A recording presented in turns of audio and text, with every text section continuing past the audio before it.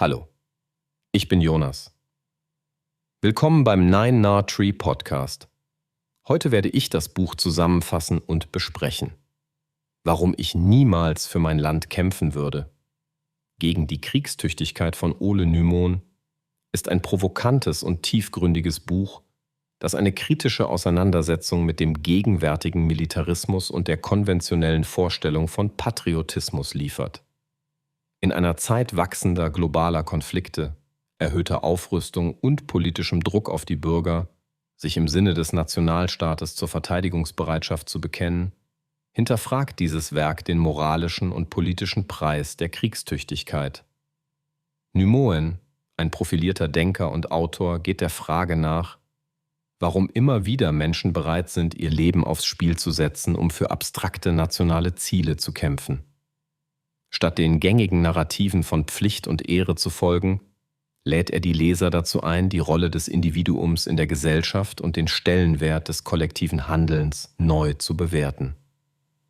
Das Buch ist ein dringender Appell, nicht der Kriegsrhetorik zu erliegen, sondern selbstbestimmt und verantwortungsvoll über Fragen von Gewalt, Staatsloyalität und Friedenssicherung nachzudenken. Dabei spricht Nymon nicht nur pazifistisch Überzeugte an, sondern stellt grundlegende Gedanken zur Autonomie, Solidarität und Ethik zur Diskussion, die gerade in der heutigen politischen Landschaft von brisanter Aktualität sind. Ich werde Ihnen die wichtigsten Erkenntnisse aus diesem Buch mitteilen. Erstens. Kritik am Konzept der Kriegstüchtigkeit. Eines der zentralen Themen des Buches ist die kritische Hinterfragung des Begriffs Kriegstüchtigkeit. Nymon analysiert die politischen und gesellschaftlichen Mechanismen, die die Bereitschaft zum Krieg als selbstverständlich und erstrebenswert suggerieren. Er führt aus, wie staatliche Institutionen, Bildungssysteme und Medien eine Atmosphäre schaffen, in der die Wehrhaftigkeit einer Bevölkerung als Tugend überhöht wird. Dabei werden Zweifel und pazifistische Haltungen marginalisiert. Das Buch deckt auf, wie normative Vorstellungen von Männlichkeit und Pflichtgefühl instrumentalisiert werden, um Menschen zur Unterstützung militärischer Einsätze zu bewegen. Stattdessen fordert Nymon eine umfassende, ehrliche Auseinandersetzung mit den tatsächlichen Folgen von Krieg für Individuen und Gesellschaften. Seine Analyse macht deutlich, dass Krieg kein zu akzeptierendes Mittel zur Konfliktlösung sein darf und dass echte Stärke in der Ablehnung militärischer Gewalt besteht. Zweitens. Patriotismus und nationales Loyalitätsdenken. Nymon zerlegt in seinem Werk geschickt die Narrative des Patriotismus und nationalen Loyalitätsdenkens. Er argumentiert, dass die emotionale Aufladung von nationalen Symbolen und die Identifikation mit dem Vaterland vor allem dazu dienen, individuelle Verantwortung auszulagern und Massenloyalität zu erzeugen. Der Autor zeigt die Gefahren auf, die entstehen, wenn staatliche Akteure Patriotismus als Rechtfertigung für militärische Gewalt missbrauchen.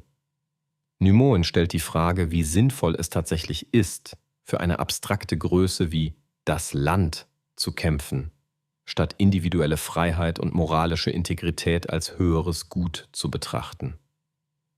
Die intensive Auseinandersetzung mit Patriotismus im Buch bietet Leserinnen und Lesern neue Perspektiven auf die Bedeutung von Zugehörigkeit in einer zunehmend globalisierten Welt. Drittens. Moralische Bewertung von Gewalt und Pazifismus.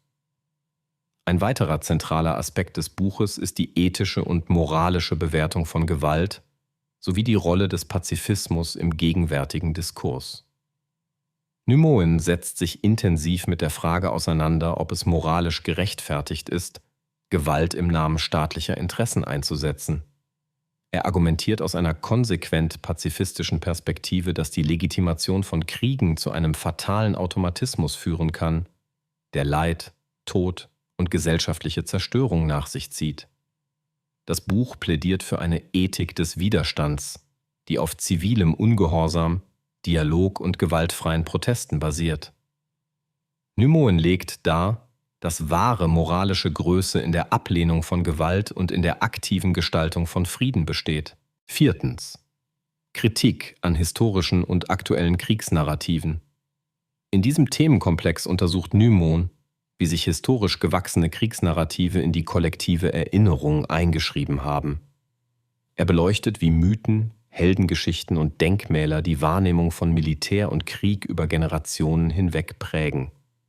Speziell arbeitet er heraus, dass viele Argumente und Motive aus vergangenen Konflikten in der Gegenwart instrumentalisiert werden, um neue militärische Vorhaben zu rechtfertigen. Das Buch hinterfragt kritisch die Rolle der Erinnerungskultur, der politischen Bildung und des öffentlichen Diskurses, indem es aufzeigt, wie gezielt bestimmte Narrative gepflegt werden, um Akzeptanz für Kriegseinsätze zu erzeugen. Numoen ruft dazu auf, diese Erzählungen zu dekonstruieren und für eine friedensorientierte Erinnerungskultur einzutreten. Schließlich Selbstbestimmung, Solidarität und Zivilcourage. Abschließend widmet sich Numoen im Buch den alternativen Werten, die als Gegenmodell zur Wehrhaftigkeit auf gesellschaftlicher Ebene dienen können. Er betont die Bedeutung von Selbstbestimmung, individueller Verantwortung und Solidarität als Säulen einer friedlichen Gesellschaft. Numoen stellt inspirierende Beispiele von Menschen heraus, die durch Zivilcourage, gewaltfreien Widerstand und internationale Solidarität maßgeblich zur Deeskalation von Konflikten beigetragen haben. Das Buch motiviert die Lesenden, eigene Handlungsmöglichkeiten zu reflektieren und mutig für Frieden und soziale Gerechtigkeit einzutreten. Die Förderung einer aktiven, verantwortungsbereiten Bürgerschaft ist laut Numoen der Schlüssel zu einer zukunftsfähigen, kriegsresistenten Gesellschaft. Zusammenfassend: Dieses Buch bietet eine radikale, aber überzeugende Perspektive für alle, die sich kritisch mit dem Thema Krieg, Patriotismus und Gewalt auseinandersetzen wollen. Es richtet sich an politisch interessierte Leserinnen und Leser, Studierende, Pazifisten, Lehrer und alle, die den dominanten Narrativen der Kriegsbefürwortung etwas entgegensetzen möchten. Besonders in Zeiten politischer Spannungen und wachsenden Drucks, sich zur sogenannten Wehrhaftigkeit zu bekennen, wird Numoens Argumentation zur essentiellen Lektüre. Das Buch hilft, eingefahrene Denkmuster aufzubrechen und fördert die Entwicklung einer reflektierten, sozial verantwortlichen Haltung. Es sensibilisiert für die Gefahren eines blinden Patriotismus und bietet neue Impulse für eine aufgeklärte Friedenspolitik.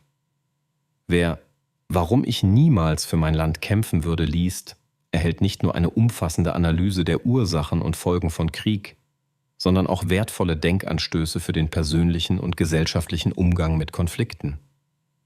Im Vergleich zu anderen Werken über Krieg und Frieden besticht dieses Buch durch seine Tiefe, argumentative Klarheit und den Mut, gegen den Strom zu argumentieren. Wer bereit ist, sich herausfordern zu lassen und bereit ist, die eigene Haltung zu überdenken, findet in Numoens Buch eine unverzichtbare Ressource für ein selbstbestimmtes, friedensorientiertes Handeln. Wenn Sie unterstützen möchten, Ole Numoen, können Sie das Buch über den Amazon-Link kaufen, den ich in der Podcast-Beschreibung angegeben habe. Lassen Sie mich nach dem Lesen des Buches wissen, was Sie davon halten, und teilen Sie Ihre Gedanken mit. Bis bald.